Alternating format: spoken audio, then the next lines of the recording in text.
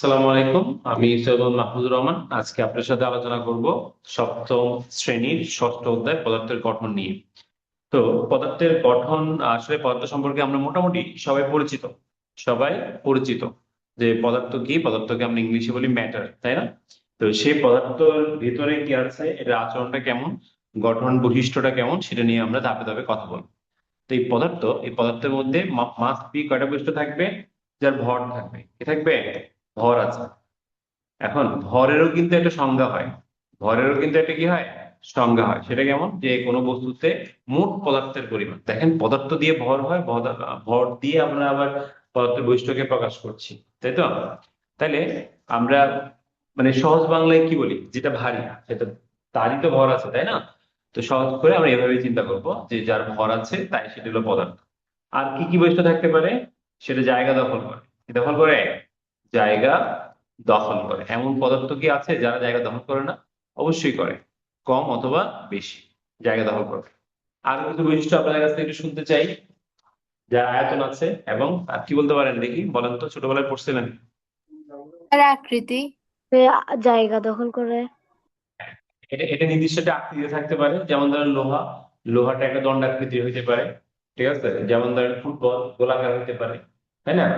এখন আকৃতি শব্দটা আসলে কঠিন পদার্থের ক্ষেত্রে বেশিরভাগ প্রযোজ্য, কিন্তু যখন আমরা তল পদার্থে চলে যাব তখন কিন্তু আসলে আকৃতিটা থাকে না। এরপরে আমরা অনেক সময় কি বলি, আমরা বলি যে বল প্রয়োগ করলে বাধা প্রদান করে। ছোটবেলায় শিখছিলাম সেগুলো একটু। বল প্রয়োগ করলে কি করে? বাধা প্রদান করে। বল প্রয়োগ করলে বাধা কি করে? প্রদান করে। এভাবে করে আমরা পদার্থের কি করতে পারি, কিছু বৈশিষ্ট্যকে চিন্তা করতে পারি।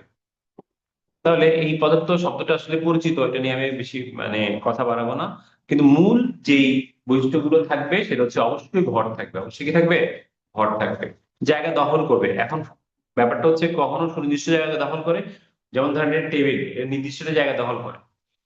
একটা পানি, সেটাও মোটামুটি নির্দিষ্ট জায়গা দখল করে, যদিও তার আকৃতি সবসময় একই থাকে না।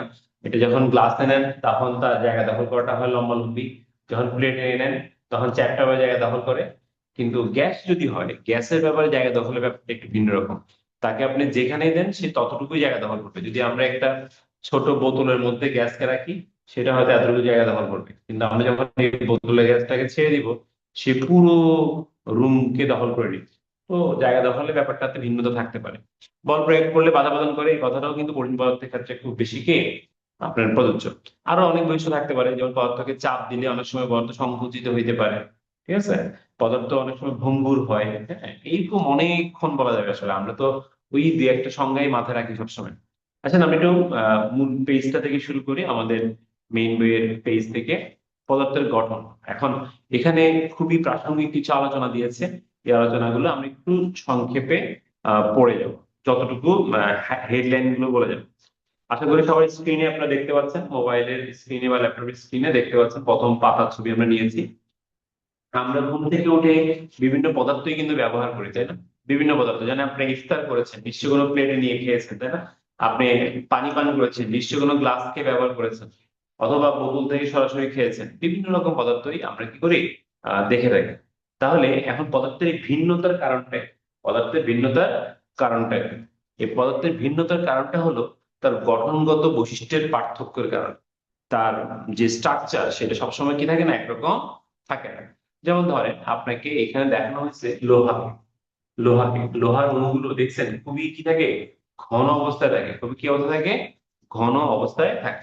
আমরা আপনাদের জন্য এখানে একটা আহ, ছবি নিয়েছিলাম। ছবিটা ওপেন হচ্ছে, এখানে দেখি একটু।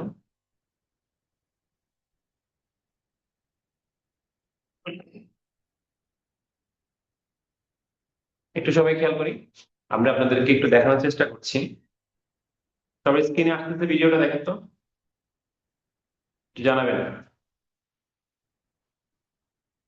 স্ক্রিনে আসতেছে? জি, জি। আমরা নো দেখতে স্যার। পাচ্ছি। ওকে, ওকে, খুবই চমৎকার একটা স্ট্রাকচার দেখতে পাচ্ছি। এটা কি পদার্থ দেখে বলেন তো আপনারা? লোহা। লোহা, Fe, যেটাকে আমরা বলি আয়রন বলি ইংলিশে, কিন্তু ল্যাটিন নাম হচ্ছে ফেররাম। তাহলে দেখেন, একটা লোহা কতগুলো অণুর সাথে ঘনভাবে কি থাকে, কতগুলো পরমাণু ঘনভাবে যুক্ত থাকে। এবং সেখান থেকেই এই মেটালটা তৈরি হয়। তাহলে লোহার স্ট্রাকচারটা আমরা দেখতে পাচ্ছি। আমরা যদি আরো একটা দেখি, আমরা সবাই অ্যালুমিনিয়ামের প্লেটে অনেক সময় ভাত খাই। দেখেন অ্যালুমিনিয়ামের অবস্থাটা কেমন। ওয়াও, খুবই চমৎকার, সুশৃঙ্খল ভাবে সুনির্দিষ্ট জায়গায় তারা কি করে অবস্থান করে, যে কারণে আপনি অ্যালুমিনিয়ামটা দেখতে হালকা হলেও খুবই মজবুত, খুবই মজবুত। আমরা যদি 10টাকে দেখি, জিঙ্ক, এটা হচ্ছে আমাদের জিঙ্ক। দেখেন একদম কিন্তু আগের মতো না, যে স্ট্রাকচারে কি আছে, একটু ভিন্নতা আছে, একটু কি আছে, ভিন্নতা আছে। আমি যদি আরো একটা দেখি, আমাদের বইতে কিন্তু কপার নামও লেখা আছে। এটা হচ্ছে কপার। কপার একটু লালচে টাইপের হয়, সেই কারণে কালারটা তেমন। যে আমরা কপারের গঠনটা দেখতে পাচ্ছি, এই যে একটা গঠন দেখতে পাচ্ছি, এটাকে একটু লিখে রাখেন খাতায়। এটাকে বলা হয় ক্যালাস গঠন বা সুনির্দিষ্ট গঠন। ক্যালাস বা কি গঠন শুনে, এগুলো কিন্তু আমরা ক্লাসে জিজ্ঞেস করবো আপনাদেরকে। ক্যালাস বা সুনির্দিষ্ট গঠন। আমরা অনেক সময় সিলভার ব্যবহার করি, তাই না? সিলভার, এ দেখেন সাদা কালারের সিলভার। ওয়াও, খুবই চমৎকার। তাহলে আমরা আপনাদেরকে কিছু 3D মডিউল দেখাচ্ছি, যেখানে আমরা বিভিন্ন ধাতুকে দেখতে পাচ্ছি। আমরা যদি গোল্ডকে দেখি, যে গহনা অনেক দামি, এটাকে আমরা অরাম বলি, ল্যাটিন নাম। এরপরে সোডিয়ামকে যদি দেখতে চান, এটা হচ্ছে সোডিয়ামের গঠন। ঠিক আছে, এই যে খাবার লবণে যে সোডিয়ামটা থাকে, সোডিয়ামটা এমন করে থাকে। এভাবে আর দেখো, যে আমি লাস্ট যদি একটা দেখাই, সেটা হচ্ছে ক্যালসিয়াম। আমাদের সবার কিন্তু যে হাড়, সেই হাড় কিন্তু ক্যালসিয়াম দিয়েই তৈরি। আমরা এখন সংক্ষেপে কি দেখলাম, সংক্ষেপে আমরা কিছু মেটালকে দেখলাম। ঠিক আছে, এবং এগুলো চাইলে কিন্তু আমরা এভাবেও দেখতে পারি, আবার এভাবেও দেখা যায়। মানে একটা একদম ঘন এভাবে কি থাকে, তারা যুক্ত থাকে, একদম কোনো তেমন ফাঁকা জায়গা থাকে না, এই অল্প একটু ফাঁকা থাকে। দেখেন পিচ্ছি করে একটা ফাঁকা, আমি যদি আপনাকে একটু কলম দিয়ে দেখাই, এখানে একটু করে ফাঁকা জায়গা থাকতে পারে। আমি যদি একটু করে দেখাই আপনাকে, মানে অণুর মধ্যে বা পরমাণুগুলো যখন যুক্ত থাকে, খুবই ছোট জায়গায়, এই যে দেখছেন, দেখতে পাচ্ছেন, খুবই ছোট ছোট ফাঁকা জায়গা থাকে। আর এটা কিন্তু খুব একটা আসলে দূরে থাকে না, খুব একটা দূরে থাকে না। তা আমরা আপনাকে দুই রকম ভাবে স্ট্রাকচারটা দেখলাম। আমরা চাইলে আয়রনকে আবার দেখতে পারি। যেমন লোহা, লোহা কিন্তু এভাবে এভাবে থাকবে। কিভাবে? একটু ফাঁকা জায়গাটা বেশি লোহাতে, দেখছেন? লোহাতে একটু ফাঁকা জায়গাটা কি বেশি, কার তুলনায় অন্য পদার্থের। আমি একটু ক্যালসিয়াম দেখছিলাম, ক্যালসিয়ামে কিন্তু ফাঁকা জায়গাটা কি ছিল, কম ছিল, তাই না? তো যাই হোক, এগুলো উপর লেভেলে আরো জানবেন, আমরা যদি একটু ছবিটা দেখালাম আপনাদের। ফাইন। আমরা এখন যেটা দেখতে পাচ্ছি, যে কেন লোহাটা এত মজবুত, কারণ লোহার অণুগুলো, যে লোহার যে পদার্থটা তৈরি হয়, সেখানে পরমাণুগুলো কি থাকে, খুবই ঘন সন্নিবেশিত অবস্থায় থাকে। সে কারণে আমরা কি বলতে পারি, আমরা বলতে পারি যে লোহার গঠনটা এতটা মজবুত। কিন্তু আমরা যদি আরো মৌলিক পদার্থ দেখি, যেমন আমরা আসলে এগুলো কি দেখছি, একটু খেয়াল করেন তো। স্যার আমরা, জি স্যার। স্যার অ্যালুমিনিয়াম আর লোহার এটা আরেকবার দেখানো যাবে চিত্রটা? হ্যাঁ, অ্যালুমিনিয়াম। আচ্ছা, আমি এটা অফ করে দিছি। আমরা আরেকবার যেহেতু রিকোয়েস্ট করছে, আমি একটু দেখি আছে কিনা।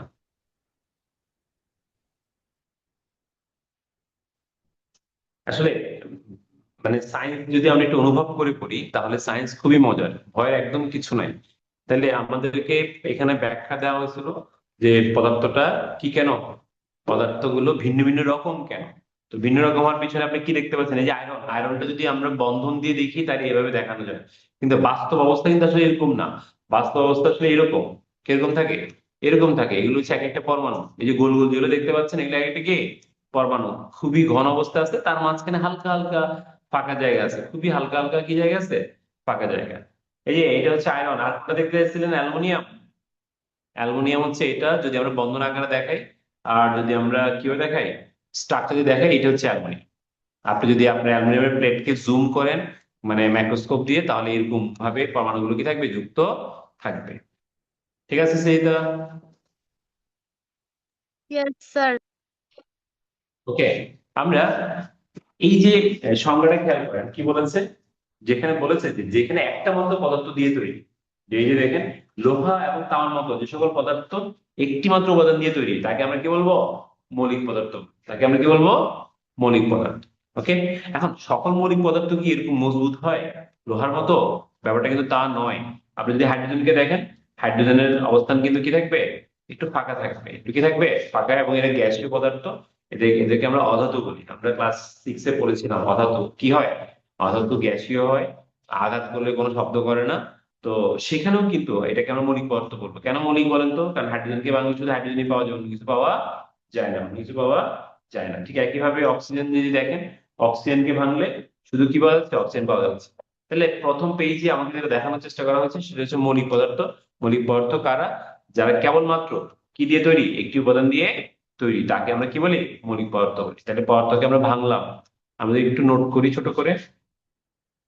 হম তাহলে আমরা প্রথমে কি নিয়েছি যেন, পদার্থ। সেই পদার্থকে আমরা ভেঙেছি, ভেঙে আমরা কি তৈরি করেছি, কি পেয়েছি, মৌলিক পদার্থ। একটু খাতা লিখে ফেলবেন, মৌলিক পদার্থ। আর মৌলিক পদার্থ, আরেকটা কি পদার্থ পাবো আমরা কিছুক্ষণ পরে, যৌগিক পদার্থ পাবো। কি পদার্থ পাবো, যৌগিক পদার্থ। তাহলে মৌলিক পদার্থের নিচে কি লিখবেন যেন, একটি মাত্র, একটি মাত্র উপাদান দিয়ে তৈরি, বা একটি মাত্র পদার্থ পাওয়া যাবে, একটি মাত্র উপাদান দিয়ে দিয়ে তৈরি। আর এই যৌগিক পদার্থ কি হবে, একাধিক, মাইক্রো অফ করেন, একাধিক ভিন্ন উপাদান দিয়ে তৈরি হবে। একাধিক কি উপাদান তৈরি হবে, ভিন্ন উপাদান দিয়ে তৈরি।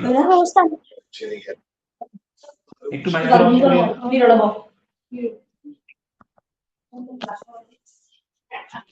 তবে একটু নোট ডাউন রাখবো। তাহলে একাধিক ভিন্ন উপাদান দিয়ে তৈরি। আসেন ব্যাপারটা কেমন আমরা যদি একটু দেখি। আমরা যদি একটু দেখি যে আমরা একটা সোডিয়াম ক্লোরাইড দেখতেছি আমাদের মানে কি আমাদের খাবার লবণ, তাই না?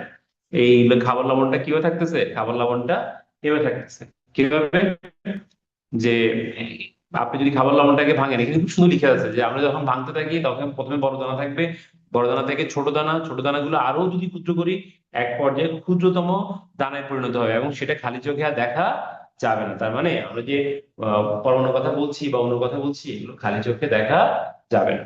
তাহলে আমরা যখন একটা লবণকে ভাঙতে ভাঙতে ভাঙতে ভাঙতে একদম ক্ষুদ্রতম অবস্থায় চলে আসবো, তখন সেটাকে আর খালি চোখে দেখা যাবে না। তখনও যদি আমরা কাল্পনিক ভাবে তাকে ভাঙতে পারতাম, তাহলে কয়টা পদার্থ পাবো, দুই দুই ধরনের ভিন্ন পদার্থ পাবো, একটা হচ্ছে সোডিয়াম, একটা হচ্ছে ক্লোরিন। সোডিয়ামটাকে একটু ছোট করে আনা হচ্ছে, কারণ কি সোডিয়াম পরমাণুটা, সোডিয়াম পরমাণু, এই যে একটু একটু মাইকগুলো অফ রাখি, আমরা মাইকগুলো অফ রাখি, সবাইকে রিকোয়েস্ট করবো নিজের মাইকগুলো একটু অফ রাখবেন। আচ্ছা, আমরা যেটা বলছিলাম সেটা হচ্ছে একাধিক পদার্থ। আমরা যদি এখন শুধু আমাকে সময় দিবেন, আমরা ওকে মাইকগুলো আমরা অফ করে দিয়েছি, দয়া করে আর কেউ প্রয়োজন ছাড়া মাইক অন করবেন না। আমি সবাইকে রিকোয়েস্ট করবো খাতা কলম দিয়ে আমরা যা পড়াচ্ছি সেটা নোট ডাউন করবেন, কোনো কিছু না বুঝলে অবশ্যই প্রশ্ন করবেন। ঠিক আছে, আমরা কোথায় ছিলাম, বুঝি নাই?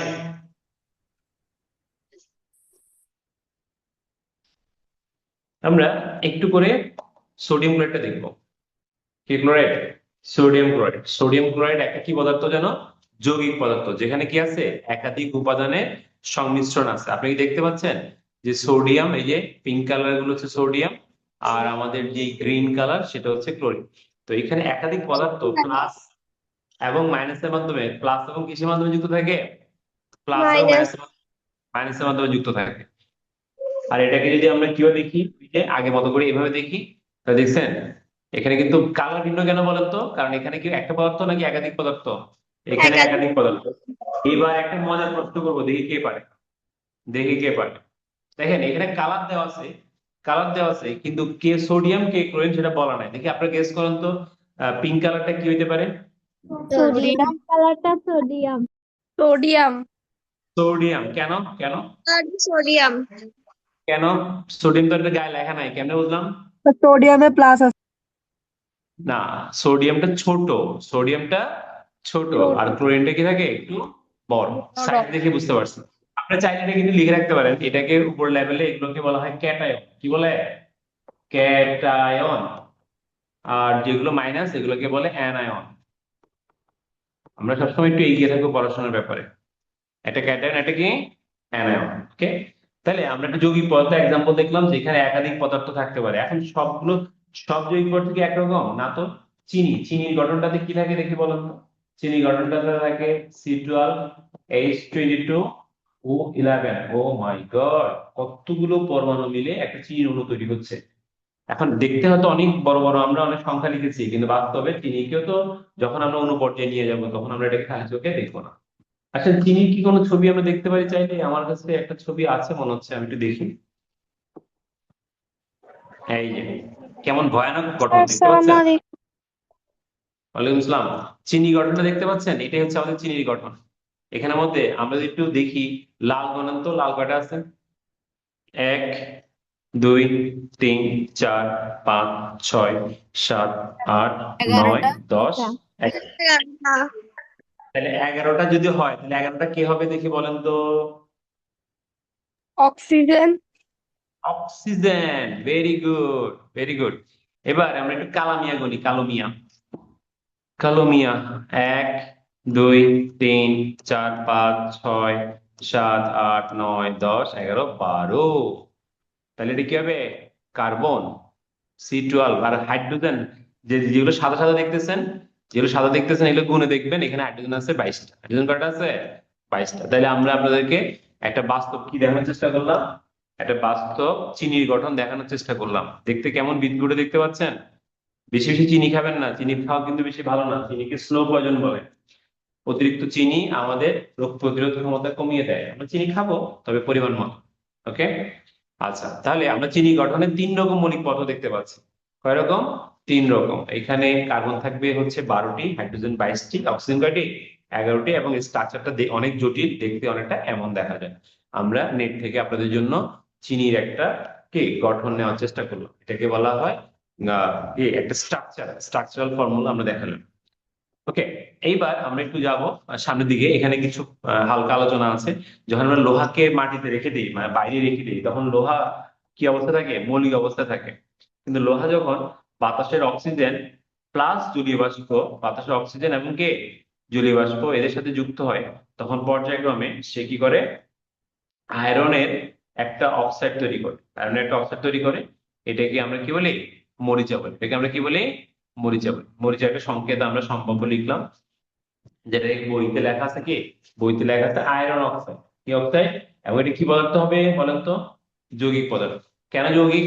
আপনারা রেখেছেন কিন্তু আয়রন হিসাবে, মৌলিক পদার্থ হিসাবে, কিন্তু সে যখন বায়ুর অক্সিজেন এবং জলীয় বাষ্পের সাথে মিশলো, তখন কিন্তু সে আর অক্সিজেন হিসাবে নাই। তখন সে অক্সিজেন সরি আয়রনের সাথে কি চলে আসছে? অক্সিজেন চলে আসছে এবং পানি চলে আসছে। তাহলে সেটা যৌগিক পদার্থ হয়ে গেছে। এইবার আমরা যদি একটু সামনে আগাই, সেখানে স্যার, আমরা কি দেখতে পাবো? হ্যাঁ স্যার বলেন। স্যার এটা আর একটু বুঝাই দেন, জি মরিচারিটা। মা। হ্যাঁ, ধন্যবাদ। এই যে প্রশ্ন করতেছেন, এটা খুবই ভালো কাজ। আমরা রাখতেছি কি বলেন? আমরা বায়ুমণ্ডলে রাখতেছি হচ্ছে লোহা, কিন্তু কিছুক্ষণ পর দেখবেন লোহার উপরে কি পড়তেছে? লোহার উপরে একটু একটু কালচে, কালচে একটা, এত কালো না, এত কালো না, একটু ব্রাউন টাইপের বা এই টাইপসের একটু কি, একটু মানে মরিচার জং ধরে যেটাকে আমরা, সেই জংধারার মধ্যে শুধুমাত্র আয়রন থাকে না, সেই জংধারার মধ্যে কি চলে আসে? আয়রনের পাশাপাশি অক্সিজেন চলে আসে। কি চলে আসে? অক্সিজেন চলে আসে। তারপরে হচ্ছে আরো কিছু জলীয় বাষ্প সেখানে আটকে থাকে। এই দেখেন, এই যে নবনীতা ছিল কিন্তু শুধু মৌলিক পদার্থ, অনলি আয়রন, Fe। কিন্তু সে যখন মরিচা পড়লো, মরিচা পড়লো কেন পড়লো? কারণ সে অক্সিজেন এবং কার সাথে যুক্ত হলো? জলীয় বাষ্পের সাথে যুক্ত হলো। এবং যুক্ত হওয়ার এক পর্যায়ে এই ধরনের একটা অণু তৈরি করবে। তার মানে এখন আমরা এখানে, আপনিই বলেন তো মা, কয় রকম মৌলিক পদার্থ দেখতে পাচ্ছি? আয়রনকে দেখতে পাচ্ছি, অক্সিজেনকে দেখতে পাচ্ছি, হাইড্রোজেনকে দেখতে পাচ্ছি। আর যেহেতু একাধিক মৌলিক পদার্থ আছে, তখন এটাকে কি আর মৌলিক পদার্থ বলা যাবে নাকি যৌগিক বলবো বলেন? বলেন। যৌগিক। যৌগিক। অবশ্যই যৌগিক, অবশ্যই যৌগিক। ওকে। এবার আমরা একটু কথা বলবো মিশ্র পদার্থ নিয়ে। মিশ্র পদার্থ, মিশ্র পদার্থ আর কিছুই না। যদি আপনি একটা গ্লাস নেন, গ্লাসের মধ্যে ধরেন পানি নিচ্ছেন, পানি। ওকে। আর পানির মধ্যে কি দিলেন? পানির মধ্যে ধরেন চিনি দিলেন। হুম। কি দিলেন? চিনি, চিনি, চিনি। চিনির কালার কি দিব? একটু নীল কালারের চিনি দিলেন। হ্যাঁ, অদ্ভুত চিনি। ওকে। এই চিনি যখন দিবেন, তখন দেখা যাবে যে যে যে মিশ্রণটা তৈরি হবে, এটাকে আমরা মিশ্র পদার্থ বলবো। এখন এটা কি যৌগিক বলবো না কেন বলেন তো? কারণ যৌগিক পদার্থ যখন তৈরি হয়, তখন তাদেরকে সহজে আলাদা করা যায় না। কিন্তু আপনি যে এই যে চিনি, যে শরবত তৈরি করছেন, তাপ দিলে কিন্তু পানি চলে গেলে চিনিটা নিচেই পড়ে থাকবে, যেটা নিচেই পড়ে থাকবে। তাহলে মিশ্র পদার্থ রাসায়নিকভাবে যুক্ত হয় না, শুধু পাশাপাশি অবস্থান করে। যেমন বায়ু, বায়ুর মধ্যে কি থাকে? বায়ুর মধ্যে অক্সিজেন থাকে, নাইট্রোজেন থাকে, জলীয় বাষ্প থাকে, বিভিন্ন রকম গ্যাস থাকে, নিষ্ক্রিয় গ্যাস থাকে। তো সেগুলোকে আমরা কি বলতে পারি? মিশ্র পদার্থ বলতে পারি। এইগুলো আমরা অলরেডি ক্লাসে পড়িয়েছি। ক্ষুদ্রতম কণার মতবাদ আমি এক লাইন এক লাইন করে বলে যাই। পরমাণুকে আমরা যে মৌলিক পদার্থ পাচ্ছি, আমরা যে কি পাচ্ছি, মৌলিক পদার্থ পাচ্ছি, এটাকে যখন আমরা ভাঙবো, এটাকে যখন আমরা ভাঙবো একদম ক্ষুদ্রতম পর্যায়ে নিয়ে যাবো। কি পর্যায়ে? ক্ষুদ্রতম। এবং এত বেশি ভাঙবো না, মানে যতটুকু ভাঙবো ক্ষুদ্রতম পর্যন্ত, ক্ষুদ্রতম হবে একটা শর্ত আছে। শর্তটা কি?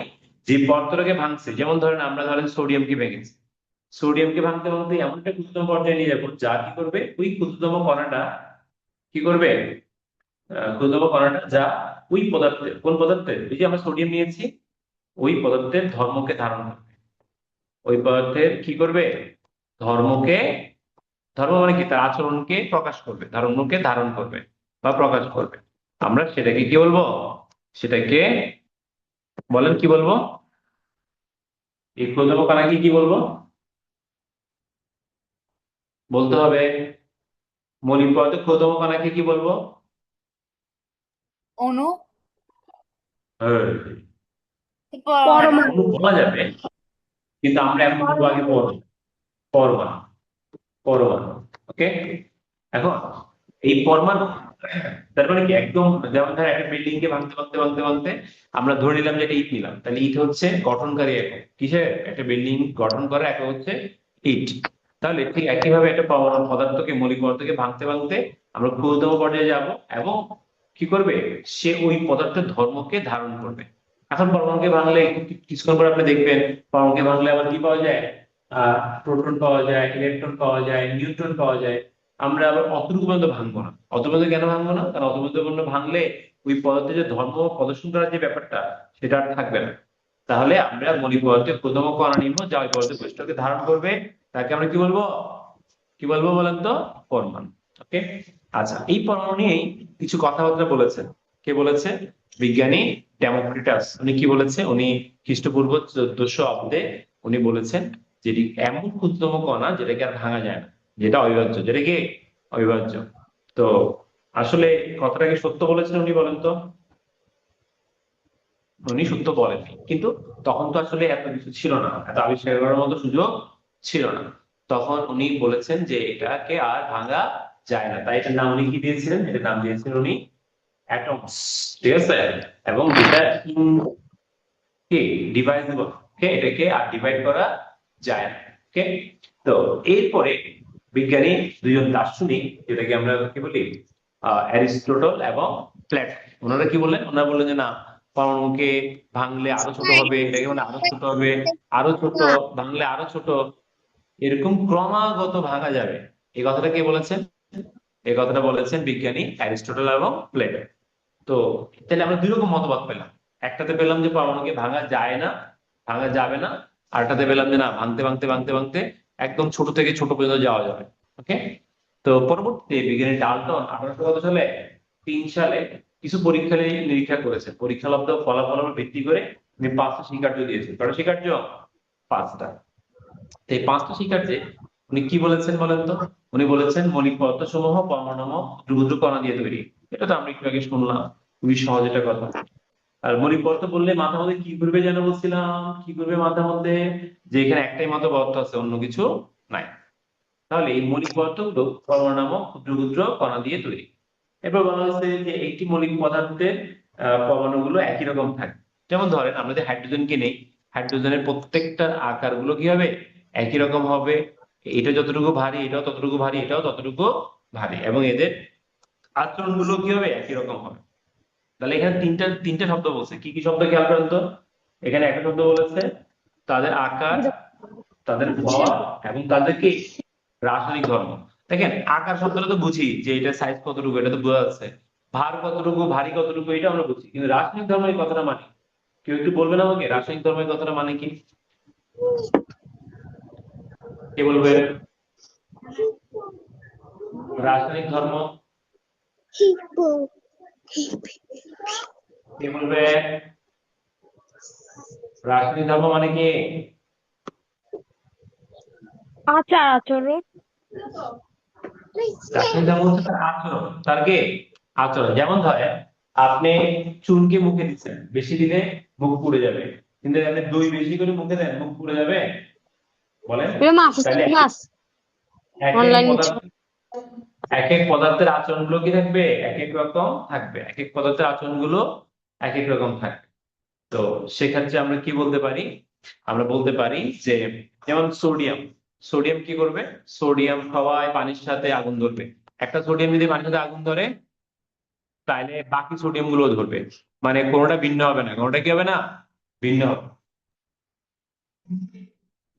স্যার কোনোটা স্যার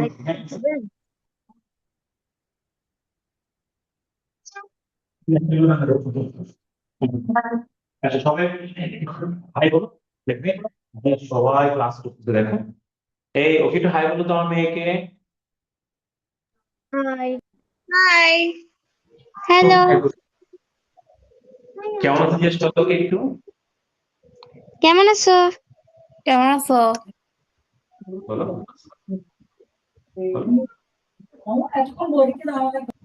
বলো। হ্যাঁ, দেখবে, ওদেরকে দেখবে। হ্যাঁ, বই এই দেখো, এই দেখো, হ্যালো এই দেখো, দেখো, দেখো, দেখা যাচ্ছে তো? ওকে, একটু অনলাইনে আসছে তো, ঠিক আছে। আচ্ছা, আমরা কোথায় যেন ছিলাম, কোথায় যেন ছিলাম? যে আমরা যেটা বলছিলাম যে একই পদার্থের ধর্মগুলো, পদার্থের ধর্ম, ভর এবং আচরণ, ঠিক আছে, এগুলো কি থাকবে? একই রকম থাকবে। আর যদি পদার্থ ভিন্ন হয়, যদি পদার্থ কি হয়? ভিন্ন হয়, তাহলে তাদের আচরণগুলো ভিন্ন হয়ে যাবে, তাদের আচরণগুলো কি হয়ে যাবে? ভিন্ন হয়ে যাবে।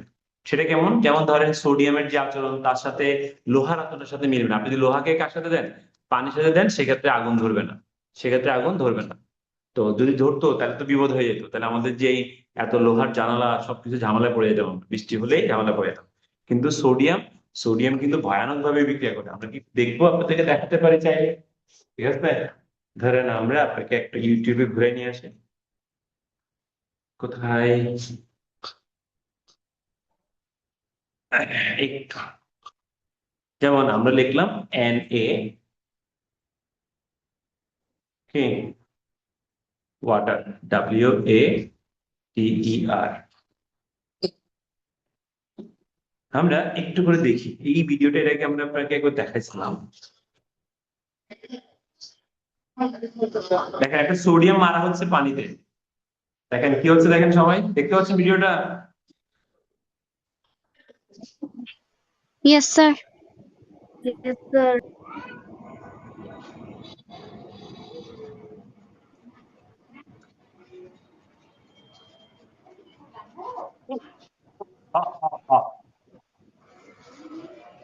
কি দেখলেন বলেন? আমরা দেখার চেষ্টা করলাম, কি দেখার চেষ্টা করলাম বলেন তো, যে কিভাবে কি করে সোডিয়াম পানির সাথে বিক্রিয়া করে। তাহলে একটা সোডিয়াম যদি পানির সাথে এভাবে ধুম করে ফুটে, আর একটু ফুটে গেলে তো আপনাদের মোবাইলের তো ফুটে যেতে মনে হচ্ছে। তো সেরকম যদি হয়, তাহলে সেক্ষেত্রে দেখা যাবে অ্যানাদার সোডিয়াম একই রকম আচরণ করবে, কিন্তু লোহা আবার ভিন্ন আচরণ করবে। তাহলে পদার্থ যদি ভিন্ন হয়, তাহলে আচরণগুলো কি হবে? ভিন্ন রকম হবে, এবং তাদের ভর, ধর্ম সবকিছু ভিন্ন ভিন্ন হবে। এরপরে এই পয়েন্ট গুলো কিন্তু সিটা এখন ভালো পারে, মাশাআল্লাহ। যে জৈব পদার্থ সমূহ একের অধিক মৌলিক পদার্থ দিয়ে তৈরি। যেমন আমরা একটু আগে কি দেখেছিলাম বলেন তো? যেমন ধরেন এই যে পানি, পানি একটা যৌগিক পদার্থ, পানির মধ্যে কি আছে? হাইড্রোজেন আছে এবং অক্সিজেন আছে। তাহলে এটা তো খুব সহজ। এবং এই পরমাণুগুলো সরলনুপাতে যুক্ত হয়। কি অনুপাতে যুক্ত হয়? সরলনুপাতে যুক্ত হয়। সরলনুপাত মানে কি? যে পূর্ণ সংখ্যার অনুপাত। পূর্ণ সংখ্যা, কোনো ফ্র্যাকশন হবে না, যে 2 এর সাথে আড়াই এরকম হবে না। সবগুলোই 11 হোক 12 হোক পূর্ণ সংখ্যায় স্বর্ণপদে যুক্ত থাকে। এরপরে এখানে কি বলা হয়েছে? পরমাণুসমূহ ধ্বংস বা সৃষ্টি হবে না যদি কি হয়? রাসায়নিক বিক্রিয়া হয়। আচ্ছা, রাসায়নিক বিক্রিয়া মানে কি?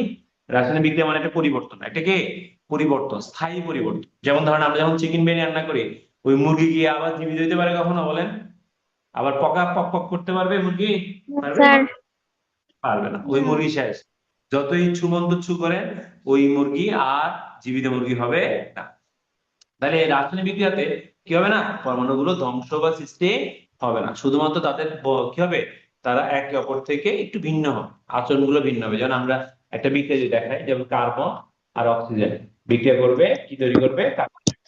তাহলে এই কার্বন ডাই অক্সাইড, এখানে কিন্তু দেখেন কার্বন বাম পাশে ছিল বলেই কার্বন আসছে। অক্সিজেন ছিল বলে অক্সিজেন আসছে, নতুন কি কেউ আসতে পারতে বলেন? আসতে পারে নাই। অথবা কেউ কি হারিয়ে গেছে? কেউ হারিয়েও যায় না। তার মানে কোনো পদার্থ কি হবে না, হারিয়েও যাবে না, সৃষ্টিও হবে না। এবার আমরা একটু চলে আসবো অণু এবং পরমাণু। অণু এবং কি পরমাণু, এই কথাগুলো নিয়ে। অণু স্যার পরমাণুগুলো স্যার কি স্যার? স্যার 4 লেখা নাম্বার, করতে একটু একজন একজন বলেন। স্যার 4 নাম্বারটা একটু বুঝে দিতে পারবেন? 4 নাম্বার, ওকে। দেখেন, এই যে আমরা একটু চেষ্টা করব, দেখেন আমরা এই অনলাইন ক্লাসটা কেন দেওয়া, কারণ আমরা চাই, আমরা সময় এগিয়ে যাচ্ছে কিন্তু আমরা কিছু জায়গায় এখনো খুব ঘোলাটে অবস্থায় আছি, সেটা যাতে না হয়, সেটা যাতে না হয়। চার আচ্ছা নম্বর পয়েন্ট, দিবেন 4 নম্বর পয়েন্ট নিয়ে একটু কথা বলি। এখানে বলা হয়েছে যৌগিক পদার্থ সমূহ একের অধিক মৌলিক পদার্থ দিয়ে তৈরি। এখন আমাকে একটু বলেন তো, একদম সহজ করে জিজ্ঞেস করি, সহজ করে, সহজ করে। যেমন ধরেন আমি পানি, কি আছে পানি, পানির মধ্যে কি থাকে আপনি বলেন? হাইড্রোজেন থাকে আর অক্সিজেন থাকে। তাহলে হাইড্রোজেন একরকম মৌলিক পদার্থ, অক্সিজেন ভিন্ন রকম মৌলিক পদার্থ। তাহলে মানে এই পুরো জিনিসটা হচ্ছে যৌগিক পদার্থ, কিন্তু সেখানে মৌলিক পদার্থ কয় রকম আছে? 2 রকম, একটা হাইড্রোজেন, আরেকটাকে অক্সিজেন। তো ওখানে তো প্রথম পয়েন্টে এই কথাটাই আমাদেরকে বলেছে, কি বলেছে? যে পদার্থগুলো কি একের অধিক কি থাকবে, যৌগিক পদার্থগুলো একের অধিক মৌলিক পদার্থ দিয়ে গঠিত হবে। তাহলে প্রথম কথাটা ক্লিয়ার কিনা একটু যদি বলেন। Yes sir. এরপরে কি বলছে? সরল অনুপাতে যুক্ত থাকে, সরল অনুপাতে যুক্ত থাকে। তাহলে আমাকে একটা কথার উত্তর দেন তো ভাই, এখানে হাইড্রোজেন কয়টা আছে? 2টা। অক্সিজেন কয়টা আছে? একটা। এই তো। তাহলে পূর্ণ সংখ্যার যে অনুপাত, এটাকে আমরা সরল অনুপাত বলবো। এখানে যদি এরকম হইতো যে না 1.5, তাহলে এই ধরনের কোনো কিছু সম্ভব। আপনার সবসময় যে 2টাই আর একটা হবে এমন কোনো কথা নাই। যেমন ধরেন আমরা যদি মিথেন, যেটা দিয়ে আমরা বাসায় রান্না বান্না করি, সেখানে দেখেন কার্বন হচ্ছে একটা, হাইড্রোজেন কয়টা? 4টা। তাহলে এই ধরনের সরলনুপাত কি থাকবে, তারা যুক্ত থাকবে। সেটা 1:4 হইতে পারে, 1:2 হতে পারে। এরপরে ঘুমাচ্ছে, নিয়ে যেত একটু, এটা নিয়ে যাও, ঘুমাতে গেলে দিয়ে দিও। তাইলে আমরা কোথায় ছিলাম বলেন তো? আমরা বলছিলাম যে, তাহলে আমরা যেটা বলছিলাম যে পরমাণু এবং অণু কি, এইটা একদম গুলিয়ে ফেলা যাবে না। মৌলিক পদার্থকে ভাঙতে ভাঙতে ছোট কণায় আসলে এটাকে আমরা পরমাণু বলবো। মৌলিক পদার্থকে ভাঙতে ভাঙতে ছোট কণায় আসলে এটাকে আমরা কি বলবো? পরমাণু বলবো। এই যে গ্যালাক্সি ট্যাব এ, একটু চেষ্টা করবেন কি করতে, নাম লিখতে, এবং আরেকটা যেটা চেষ্টা করবেন যে মাইকটা অফ রাখতে, যখন প্রয়োজন তখন অন করতে, ঠিক আছে? আচ্ছা, কোথায় আমরা ছিলাম? মৌলিক পদার্থকে ভাঙতে ভাঙতে একটি ছোট কণা, যেমন ধরেন হাইড্রোজেন, যেমন ধরেন কি আপনার অক্সিজেন, নাইট্রোজেন, এভাবে বিভিন্ন মৌলিক পদার্থের ছোট ছোট যে কণাগুলো থাকবে সেটাকে আমরা পরমাণু বলবো। কিন্তু অণু কখন হবে? কারণ আমরা জানি পরমাণু একা থাকতে পারে না, পরমাণু একা থাকতে পারে না। তখন কি হবে? তখন হাইড্রোজেন একটা পরমাণু আরেকটা হাইড্রোজেন পরমাণুকে ডাকবে যে ভাই, ও ভাই, আমার তো ডর লাগে, আমার কি লাগে, ভয় লাগে। তখন তারা নিজেরা যুক্ত হবে, রাসায়নিক ভাবে যুক্ত। রাসায়নিক ভাবে যুক্ত হওয়ার মানে কি জানেন? যুক্ত হওয়ার পর চাইলেই আলাদা হইতে পারবে না। যুক্ত হইলে চাইলে কি করা যাবে না, হওয়া যাবে, তবে এত সহজে আলাদা হওয়া সম্ভব না। তার মানে এটা একটা স্থায়ী পরিবর্তন। কি পরিবর্তন হবে তাদের মধ্যে? একটা স্থায়ী পরিবর্তন। ঠিক আছে, স্থায়ী পরিবর্তনকেই আমরা আপাতত কি বলবো, রাসায়নিক পরিবর্তন বলবো। তাহলে স্থায়ী পরিবর্তন হলে একটা অণু তৈরি করবে। তাহলে অণু কিসের মাধ্যমে গঠিত? পরমাণুর মাধ্যমে গঠিত। তাইলে এখন এই যে নর্মালি মাথা রাখবেন, মৌলিক পদার্থের ছোট কণা হচ্ছে পরমাণু, আর পরমাণু যুক্ত হয়ে কি তৈরি হয়? অণু তৈরি হয়। তাহলে অণু হচ্ছে তুলনামূলক বড়, তুলনামূলক কে বড়। এখন প্রশ্ন হচ্ছে আপনাদের কাছে প্রশ্ন, সবসময় কি হাইড্রোজেন হাইড্রোজেনের সাথে যুক্ত হবে? একটু বলেন তো। No sir. No sir sir no sir. Hydrogen অনেক সময় অক্সিজেনের সাথে কি হতে পারে? যুক্ত হতে পারে। যুক্ত হলে এই যে আমরা পানি খাই, পানিও তৈরি হতে পারে। তার মানে আমরা এখানে 2 রকম অণু পাইলাম। কয় রকম অণু? 2 রকম। একটা মৌলিক পদার্থের অণু, একটা জৈবিক পদার্থের অণু। এগুলো আমরা এর আগে ক্লাসগুলোতে পড়িয়েছি। তো দয়া করে আমাদেরকে অণু এবং পরমাণুর কিছু পার্থক্য আমরা আপনাকে কি দিয়ে দিব, একদম নোট করে দিয়ে দিব। তারপর আমি একবার একবার করে বলি, জাস্ট শুনে নেবেন। মৌলিক পদার্থের ক্ষুদ্রতম কণা কে? পরমাণু। আর অণু হচ্ছে কি? মৌলিক বা জৈব পদার্থের ক্ষুদ্রতম কণা, যা পরমাণুর সমন্বয়ে কি হয়, গঠিত হয়। ঠিক আছে, তার মানে অণুটা একা একা হয় না, অণুটার মধ্যে কি থাকে? পরমাণু থাকে। তারপরে পরমাণু স্বাধীনভাবে থাকতে পারে না, অণু স্বাধীনভাবে থাকতে পারে। ঠিক আছে। তারপরে পরমাণু সমূহ রাসায়নিক বিক্রিয়ায় অংশগ্রহণ করতে পারে সরাসরি, কিন্তু অণু সমূহ পারে না। পরমাণু সমূহগুলোকে প্রতীক দ্বারা প্রকাশ করা হয়, যেমন হাইড্রোজেনকে এইচ দ্বারা, আর অণুকে প্রকাশ করা হয় সংকেত দ্বারা। কি দ্বারা? সংকেত দ্বারা। অণুকে প্রকাশ করা হয় সংকেত দ্বারা। এইভাবে করে আমরা কিছু বেসিক ফান্ডামেন্টাল যে পার্থক্যগুলো আছে সেগুলো একটু শেখার চেষ্টা করব। তারপরে আমাদের এখানে খুব সুন্দর কিছু আলোচনা দিয়েছে, সুন্দর কিছু আলোচনা দিয়েছে। সেটা কেমন? এই যে যেমন ধরেন আপনি অক্সিজেনের যে অণুকে ভাঙতেছেন, অক্সিজেনের দুইটা অণু যুক্ত হয়েছে, যুক্ত হয়ে কি তৈরি করছে? দুইটা পরমাণু যুক্ত হয়েছে, সরি, দুইটা পরমাণু যুক্ত হয়ে অক্সিজেনের অণু তৈরি করছে, তাই না? আচ্ছা, তো সবসময় কি এরকম অক্সিজেন অক্সিজেনের সাথে যুক্ত হবে?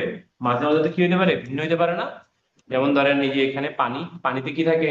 পানিতে থাকে, পানিকে যখন আপনি ক্ষুদ্র ক্ষুদ্র ভাঙবেন, ধরেন এক বালতি পানি নিয়েছেন, খেয়াল করবেন, এক বালতি পানি নিয়েছেন, সেই এক বালতি পানি থেকে এক ফোঁটা পানি নিয়েছেন, এটা এক বালতি পানি ছিল, সেখানে এক ফোঁটা নিয়েছেন, এক ফোঁটাকে আরো ছোট করছেন, আরো ছোট করছেন, তাহলে দেখা যাবে ওই ছোটর ভিতরে কি থাকবে? ওই ছোটর ভিতরে দুইটা হাইড্রোজেন থাকবে, আর এটা কি থাকবে? একটা থাকবে অক্সিজেন। এটাকে আমরা আরো ভাঙলে কি হয়ে যাবে? সেই অণুটা হয়ে যাবে পরমাণু, অণুটা কি হয়ে যাবে? পরমাণু। তাহলে অক্সিজেন পাওয়া যাবে একটা, হাইড্রোজেন পাওয়া যাবে কয়টা? দুইটা। হাইড্রোজেন কয়টা পাওয়া যাবে? দুইটা। এই আলোচনাগুলো এখানে দেওয়া হয়েছে। তাহলে আমরা এখন যেটা বোঝার চেষ্টা করব সেটা হচ্ছে মূলত অণু আর পরমাণুর মধ্যে পার্থক্যগুলো কেমন থাকবে। তাইলে এই যে সুন্দর করে আমাদের বইতে লিখে দিচ্ছে, সুন্দর করে আমাদের বইতে লিখে দেওয়া হয়েছে। যেমন এখানে বলা হচ্ছে কি দেখেন তো, পরমাণু হচ্ছে ক্ষুদ্র ক্ষুদ্র কণা, পরমাণু হচ্ছে ক্ষুদ্র ক্ষুদ্র কণা দ্বারা, পরমাণু নামক ক্ষুদ্র ক্ষুদ্র কণা দ্বারা পদার্থ গঠিত হবে, এটা স্বাধীনভাবে থাকতে পারবে না। এই কথাটা কি সত্যি? দেখি বলেন তো, পুরোপুরি সত্যি যে পরমাণু স্বাধীনভাবে থাকতে পারে না? ক্লাসে বলেছিলাম কিছু কিছু না পরমাণু আছে স্যার। যারা স্বাধীনভাবে থাকতে পারে। একটা উদাহরণ দেন তো, এমন একটা পরমাণু যারা স্বাধীনভাবে থাকতে পারে, লিখে রাখেন। আয়রন। হিলিয়াম, হিলিয়াম, নিয়ন, আর্গন, এরকম কিছু বিশেষ মৌলিক পদার্থ আছে, এরকম 7-8টার মতো, যারা মুক্ত অবস্থায় থাকতে পারে। কিন্তু সাধারণত 118টা মৌলিক পদার্থের মধ্যে সবাই কিন্তু আসলে কি করতে পারে না, আপনার স্বাধীনভাবে থাকতে পারে না। তা আমরা অণু কখন হবে? যখন একাধিক পরমাণু যুক্ত হবে, একাধিক পরমাণু যুক্ত হবে, এই যে একই ধরনের বা ভিন্ন ধরনের পদার্থ যুক্ত হয়ে কি তৈরি করবে? অণু গঠন করবে। এবং অণু কিও থাকতে পারে দেখেন তো, অণু স্বাধীনভাবে থাকতে পারে। তো সবাই অণু এবং পরমাণুর পার্থক্য গুলো নোট করবেন। পরমাণু এবং কিসের মধ্যে? ও অণু, অণুর পার্থক্য। আমরা কিছু স্ক্রিনশট দিয়ে দিব আপনাকে, ওখান থেকে চাইলে হেল্প নিতে পারেন। এরপরে প্রতীক কাকে বলে আমরা একটু সামনে টানবো, কারণ আমাদের ক্লাস শেষের দিকে আমরা খুব বেশিক্ষণ ওকে। ওকে, আমরা যেটা বলছিলাম, একটু মাইকগুলো অফ রাখি সবাই প্লিজ। এটা কি কে করছে এটা? তোমার যে ওকে, আমরা যে জায়গাটা ছিলাম, এই আমি মাইকগুলো অফ করছি, দয়া করে অন করবেন না, ঠিক আছে? যদি প্রশ্ন করা থাকে তাহলে অন করবেন। তাহলে কোথায় ছিলাম আমরা? আমরা ছিলাম মৌলিক পদার্থের, মৌলিক পদার্থের যে কে নামের সংক্ষিপ্ত রূপ, মৌলিক পদার্থের নামের যে সংক্ষিপ্ত রূপ তাকে আমি কি বলি? প্রতীক বলি, তাই না? যেন আমরা গত ক্লাসে দেখিয়েছিলাম, সেটা হচ্ছে যে হাইড্রোজেনের প্রতীক হচ্ছে কে? হাইড্রোজেনের প্রতীক হচ্ছে এইচ, তাই তো? তারপরে হিলিয়ামের প্রতীক কে? এইচ ই, হিলিয়ামের প্রতীক কে? H E. তাহলে খেয়াল করছেন, কখনো কখনো প্রতীক লেখার সময় একটা লেটার নেওয়া হয়, কখনো কখনো একের অধিক লেটার নেওয়া হয়। কেন নেওয়া হয়? কারণ সবাই যদি আমি এইচ দিয়ে রাখি তাহলে তো ঝামেলা। যেমন আমরা কার্বনকে সি বলবো, কিন্তু ক্যাডমিয়াম নামে একটা মৌলিক পদার্থ আছে, সেটাকে বলবো সিডি, সিজিয়ামকে বলবো সিএস, ক্লোরিনকে বলবো সিএল। তাহলে নামের একটা অক্ষরও হতে পারে, একাধিক অক্ষরও হতে পারে। প্লিজ প্লিজ প্লিজ সবাইকে রিকোয়েস্ট করবো এই চার্টটা ভালো করে মুখস্থ করতে। আমি যদি আপনাকে ফ্লোরিন বলি, আপনি আমাকে এফ বলবেন। আমরা আপনাকে ফেররাম বা লোহা বললে আপনি আমাকে এফই বলবেন। এটা কিন্তু ল্যাটিন ভাষা থেকে আসছে, লাস্টে যে নামটা, এটা কোন ভাষা থেকে আসছে? ল্যাটিন ভাষা। লোহাকে আমরা ইংলিশে আয়রন বলি, আর ল্যাটিন ভাষাতে ফেররাম, সেখান থেকে এফই আসছে। ঠিক একইভাবে আপনাকে নামগুলোর পাশাপাশি প্রতীকগুলো মুখস্থ করতে হবে, বইতে অ্যাটলিস্ট যেগুলো দেওয়া আছে। এরপরে সংকেতে যদি চলে আসি, কি বলছে? অণুর সংক্ষিপ্ত প্রকাশই হলো সংকেত। অণুর সংক্ষিপ্ত প্রকাশ, তার মানে এই যে আমরা পানি লিখতেছি, তাহলে পানির মধ্যে কি আছে? হাইড্রোজেন আছে দুইটা, অক্সিজেন আছে একটা। তাহলে এই যে আমরা পানিকে সংক্ষিপ্ত রূপে প্রকাশ করতেছি, সেটাকে আমরা কি বলবো? সংকেত বলবো, ঠিক আছে? তাহলে পানি অণুর কে সংক্ষিপ্ত প্রকাশই হচ্ছে সংকেত। তাহলে একটি অণু যে সকল পরমাণু দিয়ে গঠিত, সে সকল মৌলের প্রতীক দিয়ে কি লেখা হয়? সংকেত লেখা হয়। তো সংকেত লেখার কিছু নিয়ম আছে, আমি যদি একটু সহজ করে বলি আপনাকে, সংকেত লেখার নিয়মটা যদি বলি, যেমন ধরেন আপনি যখন উপর দিকে যাবেন, যেমন আপনি কার্বন লিখছেন, হাইড্রোজেন লিখবেন। হ্যাঁ, এখন মজা বেশি জানেন, কার্বন হচ্ছে মানে কি বেশি খাবার খায়, সে চারটা তার যোজনী, যোজনী মানে যুক্তর ক্ষমতা, যোজনী মানে কি যুক্তর ক্ষমতা, তার যুক্তর ক্ষমতা 4, আর হাইড্রোজেনের যুক্তর ক্ষমতা হচ্ছে 1। এগুলি একটু উপর লেভেলে পড়বে না, আপাতত একটু শুনে ভুলে গেলেও সমস্যা নাই। তাহলে কার্বনের 4টা যুক্ত হবে, হাইড্রোজেনের পেছনে নিচে ছোট করে লিখবো, আর এই একটা এখানে লেখার দরকার নেই। তাহলে আমরা যার যোজনী বা যুক্তর ক্ষমতা যত, সে কি হবে ততটা হাইড্রোজেনের সাথে কি হবে যুক্ত হবে। এভাবে করে আমরা কি লিখি সংকেত দিই। যেমন ধরেন নাইট্রোজেন, নাইট্রোজেনের যুক্তর ক্ষমতা 3, তাই হাইড্রোজেনের পিছনে কি দিতে হয় 3 দিতে হয়। এখন কার যুক্তর ক্ষমতা কত, এটা আসলে অষ্টম শ্রেণীতে পড়ানো হয়, আপনারা আপাতত মুখস্থ করলেই হবে, কোনো সমস্যা নেই। তাহলে যেমন ধরেন সালফিউরিক অ্যাসিড একটা অ্যাসিডের নাম, তাহলে এখানে হাইড্রোজেন 2টা থাকে, সালফার একটা থাকে, অক্সিজেন কটা থাকে 4টা থাকে। তাহলে এভাবে করে আমরা যদি সংকেত মুখস্থ করবো, অ্যাটলিস্ট বইতে যেগুলো আমাদেরকে দিয়েছে, বইতে যেগুলো আমাদেরকে দিয়েছে। তা আমরা একটু যদি দেখি যে আমাদের এখানে বইতে কিছু দ্বিপরমাণু, কিছু কি দ্বিপরমাণু কি আছে, কিছু দ্বিপরমাণু সংকেত দেওয়া আছে। আমি যদি একটু উপর থেকে দেখাই আপনাকে, জি, এইটা একটু মনে রাখতে হবে যে হ্যাঁ, এটা প্রতীক কিন্তু এটা সংকেত তৈরি করে দুইজন মিলে। আর সবসময় কি দুইজন মিলে, একটু ব্যতিক্রম লিখে রাখেন তো, খাতা লিখে রাখেন। সালফার, সালফার, এগুলো কিন্তু জিজ্ঞেস করবো। সালফারের প্রতীক হচ্ছে এস, প্রতীক কে, প্রতীক হচ্ছে কি এস, প্রতীক মানে পরমাণুর নামের সংক্ষিপ্ত রূপ, তাই তো, প্রতীক এস। সংকেত, সংকেত কিন্তু এস না, সালফার অনেক দুষ্ট, নিজেরা নিজেরা অনেকবার যুক্ত হয়। এস 8, এস কত 8, 8 নিচে থাকবে, ছোট করে থাকবে। যেমন ধরেন ফসফরাস, প্রতীক পি, ফসফরাস লিখে রাখেন, ফসফরাস, ফসফরাসের প্রতীক হচ্ছে পি, আর সংকেত হচ্ছে, কেউ কি বলতে পারবেন, লিখে দিছিলাম আমি, কেউ বলবেন, ইনায়া আছেন আমাদের সাথে? Yes, ফসফরাসের sir. প্রতীক কি বলেন, P4. ফসফরাসের P4, very good, thank you, P4। Okay, তো এই যে আমরা যা পড়াচ্ছি এগুলো একটু মনে রাখবেন, আমরা যা পড়াচ্ছি এগুলো টিকে রাখবেন, মনে রাখবেন, ঠিক আছে, যাতে আমরা হারিয়ে না ফেলি। ওকে, ওকে, আমরা কোথায় যেন ছিলাম, জি। তাহলে আমরা দেখলাম যে সবসময় যে দুটো দুটো করে থাকবে এমনও কথা নাই, 8টা করেও থাকতে পারে, আবার 4টা করেও থাকতে পারে। এবার এতক্ষণ আমরা দেখছি সব মৌলিক পদার্থের অণু, কিসের অণু দেখছি, মৌলিক পদার্থ। আচ্ছা, এগুলোকে মৌলিক কেন বলছি, কি একজন ব্যাখ্যা দেন তো, এগুলোকে মৌলিক কেন, P4 কে মৌলিক কেন বলছি? কারণ স্যার এখানের মধ্যে একটা পদার্থই আছে। হ্যাঁ, ফসফরাস ছাড়া কিছুই নাই। যেমন তাহলে এটা কি হবে, এটাও তো কি হবে সালফার অ্যাসিড, এটাও মৌলিক হবে, কারণ অ্যাস ছাড়া কিছু নাই। কিন্তু কিন্তু যদি আমরা NaCl দেখি, তাহলে কি মৌলিক সংকেত হবে? নো, এটা হবে যৌগিক। কেন? কারণ এখানে সোডিয়ামও আছে, আবার ক্লোরিন, দুইটা পদার্থ আছে। ক্যালসিয়াম অক্সাইড, নামগুলো মুখস্থ করতে হবে, যে ক্যালসিয়াম অক্সাইড। দেখেন আমরা কিন্তু এভাবে উচ্চারণ করি না, যে ধরেন এই গত ক্লাসে বলছিলাম যে ক্যালসিয়াম অক্সিজেন এভাবে উচ্চারণ করি না, আমরা উচ্চারণ করি ক্যালসিয়াম অক্সাইড, পিছনের নামটাকে একটু চেঞ্জ করে ফেলি, অক্সাইড, তারপরে সালফাইড, নাইট্রাইট। ওকে, তো এই পিছনে গুলো একটু পড়তে পড়তে শিখে হয়ে যাবে ইনশাআল্লাহ। তাহলে এই যে দেখেন ক্যালসিয়াম সালফেট, ক্যালসিয়াম সালফাইড, 4 হলে সালফেট, 3 হলে সালফাইড, 3 হলে কি সালফাইড, এগুলো কিন্তু এমসিকিউ তে আসবে। Potassium nitrate, potassium nitrite. তাহলে একটু দয়া করে অ্যাটলিস্ট মেইন বইতে যে চার্ট গুলো দেওয়া আছে এগুলো একটু ভালো করে শিখবেন। না থাকবে, আমরা আসলে কি দেখছি, আমরা দেখছি বিভিন্ন যৌগিক পদার্থের। এখন এরকম প্রশ্ন যদি পরীক্ষা হলে আসে যে ক্যালসিয়াম সালফেট যৌগিক পদার্থ কেন, বা এটা একটা সংকেত কেন, যৌগিক পদার্থের সংকেত কেন, কি বলবো? আমরা বলবো এখানে 3 রকম মৌলিক পদার্থ আছে, একটা হচ্ছে ক্যালসিয়াম, একটা হচ্ছে সালফার, আরেকটাকে আরেকটাকে আরেকটা হচ্ছে অক্সিজেন, আরেকটাকে অক্সিজেন। তো যেহেতু একাধিক পদার্থ মিশ্রিত আছে, তাই আমরা এটাকে কি নামে ডাকবো, কি নামে ডাকবো বলেন, যৌগিক পদার্থ নামে ডাকবো। অনেকে মনে হয় ঘুমাই গেছে, একটু কথাটা তো বললেন মাঝে মাঝে। তাহলে অ্যালুমিনিয়াম ফসফেট, এই যে অ্যালুমিনিয়াম ফসফেট, সোডিয়াম কার্বনেট, ঠিক আছে, আপনারা দয়া করে কিছু কিছু যৌগমূলক মুখস্থ করবেন, কিছু কি মুখস্থ করবেন, যৌগমূলক মুখস্থ করবেন। যৌগমূলক কাদেরকে বলে দেখি, কেউ একদিন বলবেন আমাকে, কোন একটা ক্লাস আমি পড়াইছিলাম একটু করে, যৌগমূলক,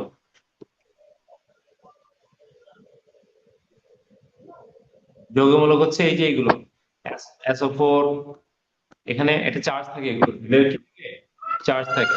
তারপরে যেমন ধরেন এটাকে আমরা বলবো সালফেট, কি বলবো, আমি আর বেশি শিখাবো না, অল্প আস্তে আস্তে শিখাবো, বেশি সব সব একসাথে শিখাতে গেলে ভুলে যাবেন। যেমন SO4 কে বলা হয় সালফেট, কি বলে, সালফেট। সালফেট, মনে থাকবে। SO3 কে বলবো আমরা সালফাইট। ফাইট, সাল, একটু মাইক অন করবেন। সালফাইট, একটা ফেট, একটা ফাইট, ফেট, একটা ফাইট।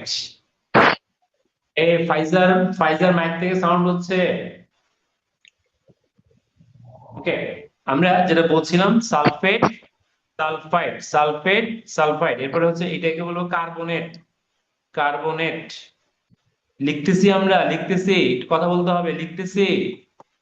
স্যার এগুলো কি দেখাচ্ছেন? এগুলো হচ্ছে একটা সংকেতের পেছনের অংশ, একটা সংকেতের কি পেছনের অংশ, একটা পরমাণু গুচ্ছ, একটা পরমাণু কি গুচ্ছ, একটা পরমাণু গুচ্ছ, পরমাণু গুচ্ছ যারা আচরণ করে কার মতো? একটা পরমাণুর মতো। কিছু লোক আছে না, বন্ধু বান্ধব একসাথে থাকে সবসময়, ঠিক আছে? তাহলে আপনি দেখবেন এটার সাথে এই যে কার্বনেটের সাথে তারা সোডিয়াম লেগে গেছে, সোডিয়াম লেগে গেছে, তখন এই কার্বনেটের আবার যুক্ত হওয়ার ক্ষমতা দুইবার, তাই এখানে 2 দিতে হয়। সোডিয়াম কার্বনেট, যেমন ধরেন ক্যালসিয়াম কার সাথে লেগে যাবে? ধরেন সালফেটের সাথে লেগে যাবে, SO4, ক্যালসিয়াম সালফেট, এভাবে করে সংকেত গুলো তৈরি হয়। তো আমি আপনাদেরকে আপাতত একটা যৌগমূলক দেখাচ্ছি, যৌগমূলকের পাশে লিখে রাখেন এরা কি পরমাণু গুচ্ছ। এগুলো কিন্তু বইতে নাই কথাগুলো। পরমাণু গুচ্ছ, গুচ্ছ কেন বলতেছি? কারণ এখানে একাধিক পরমাণু আছে এবং একটা একবার, একটা চারবার। পরমাণু গুচ্ছ আচরণ করে কার মতো? আচরণ করে একটি পরমাণুর মতো, একটি পরমাণুর মতো। ওকে, আপাতত এইটুকু মনে রাখেন, পরে আমরা এটা ডিটেলস ব্যাখ্যা দিব। আমরা লাস্ট টপিকে চলে আসতেছি, যে পরমাণুকে ভাঙলে ভিতরে কি পাওয়া যায়, এটা নিয়ে একটু কথা বলে ক্লাসে শেষ করবো। ওকে, জি, আমাদের একটা পরমাণুকে ভাঙলে আপনারা জানেন, এগুলো মনে হয় আমাদের স্যার পড়াইছিল আপনাদেরকে, যে একটা পরমাণুকে ভাঙলে 3 রকম কণা পাওয়া যায়। কয় রকম কণা পাওয়া যায় কথা বলেন তো বাবা? 3 রকম, ইলেকট্রন, প্রোটন, আরেকটা নিউট্রন। ইলেকট্রন, প্রোটন, আরেকটা নিউট্রন। তাহলে আপনি একটা পরমাণু, এটা একটা গোলাকার হতে পারে, তো এটার মাঝখানে একটা কেন্দ্র থাকে, এটা আমরা নিউক্লিয়াস বলি। কি বলে? নিউক্লিয়াস। নিউক্লিয়াসের ভিতরে কি থাকে? 2 রকম কণা থাকে, একটা প্রোটন থাকে আর একটা নিউট্রন থাকে। 2 রকম কণা, একটা প্রোটন, একটা নিউট্রন। আর বাইরে কিছু কক্ষপথ থাকে, এই বাইরের কক্ষপথে, বাইরের কিছু গ্রহের মতো কিছু কক্ষপথ থাকে, সেখানে কিছু ইলেকট্রন থাকে, সেখানে কিছু কি থাকে? ইলেকট্রন। স্যার ইলেকট্রন জিনিসটা কি? ইলেকট্রন হচ্ছে একটা ঋণাত্মক কণা। কি কণা? ঋণাত্মক কণা। তার মানে আপনি যে পরমাণুকে, আমাদের ডেমোক্রিটাস যে বলছিল যে আর ভাঙা যায় না, কথাটা আসলে ভুল।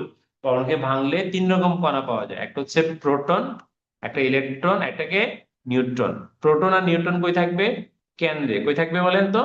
কেন্দ্রে। কার কেন্দ্রে? পরমাণুর কেন্দ্রে। এই যে মাঝখানে ছোট একটা জায়গা থাকে, একদম পিচ্ছি জায়গায়। কতটা পিচ্ছি বলবো জানেন? আমাদের বাবা স্কুলের মাঠের মধ্যে যেটা মার্বেল রাখেন, মার্বেল, মার্বেলটা হবে এই কেন্দ্রটা, এত ছোট। আর পুরো বাবা স্কুলের মাঠটা হবে একটা পরমাণু। তাহলে পরমাণুটা অনেক বড় হয়, কিন্তু কেন্দ্রটা অনেক কি হয়?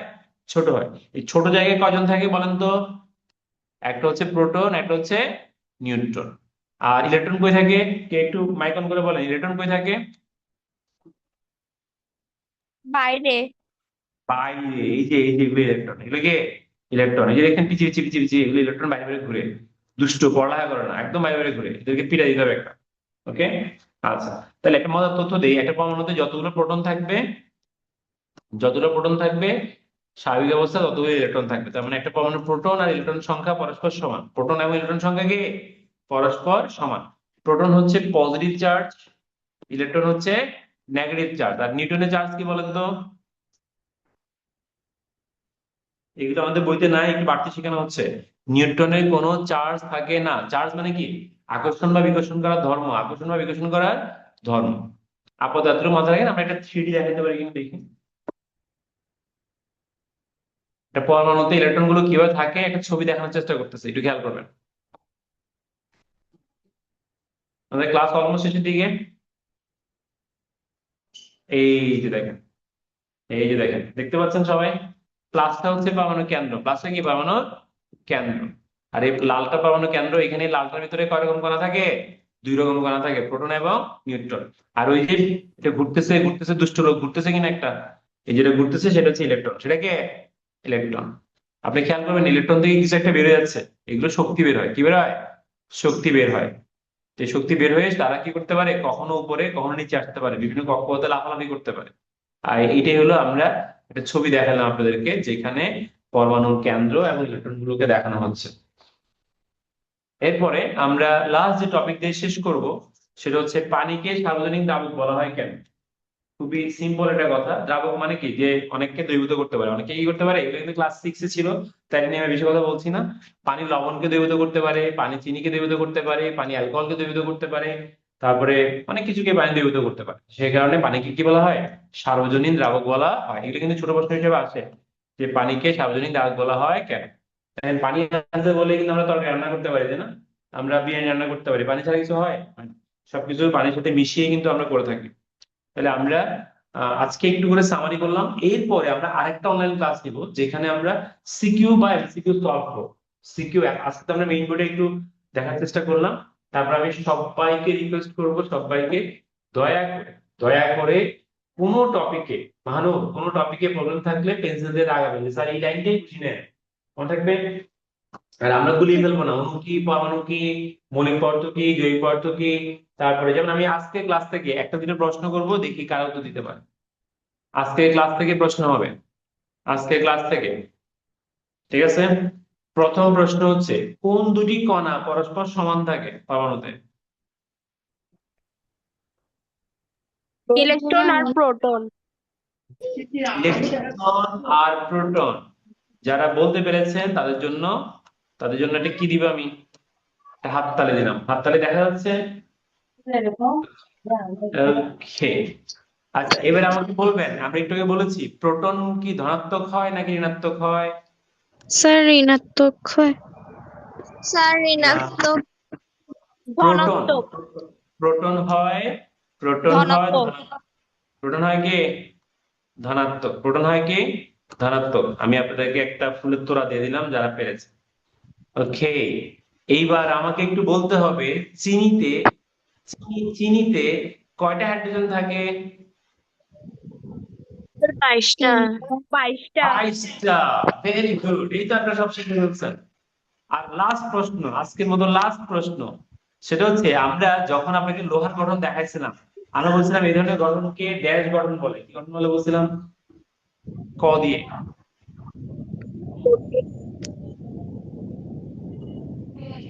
ক্যালাস। কেলাস। কে বলেছে এই কথাটা? স্যার আমি ইনায়া। ইনায়া। ভেরি গুড মা, ভেরি গুড, থ্যাংক ইউ। দেখেন, আমরা সবাইকে ধন্যবাদ জানাচ্ছি যারা যারা কষ্ট করে ক্লাসে এই ইফতারের পর পর জয়েন করছেন। আমরা এই কার্যক্রমগুলো ইনশাল্লাহ চলমান রাখবো যাতে পড়ালেখাটা কি থাকে, গতিশীল থাকে। সবাইকে ধন্যবাদ। একটু মন দিয়ে পড়বো এবং অহেতুক ভয় পাবো না। যে কোনো একটা জিনিস কঠিন লাগতেই পারে, কিন্তু সেটাকে একটু অ্যানালাইসিস করবো যে কঠিনটা কোথায় লাগছে, কোন শব্দগুলো মাথায় ঢুকছে না। সেটাকে যতটা গুছিয়ে দিতে পারবো, সেটা বুঝতে আমাদের ততটা সুবিধা হবে। আমি সবাইকে বাড়ি কাজ দিচ্ছি, সবাই 3টা সিকিউ, ভিন্ন ভিন্ন 3টা সিকিউ প্র্যাকটিস করবেন আর 50টা এমসিকিউ দেখবেন, ঠিক আছে? আমরা এগুলো পরবর্তী ক্লাসে আপনাদের থেকে দেখব। 50টা এমসিকিউ করবেন এবং 3টা সিকিউ। আল্লাহ হাফেজ, আসসালামু আলাইকুম। স্যার সালাম আর আমরা আলাইকুম। চেষ্টা করবো 3টা সিকিউ আমরা দিতে পারি কিনা। ঠিক আছে, ভালো থাকবেন সবাই। স্যার আসসালামু আলাইকুম। স্যার আসসালামু আলাইকুম।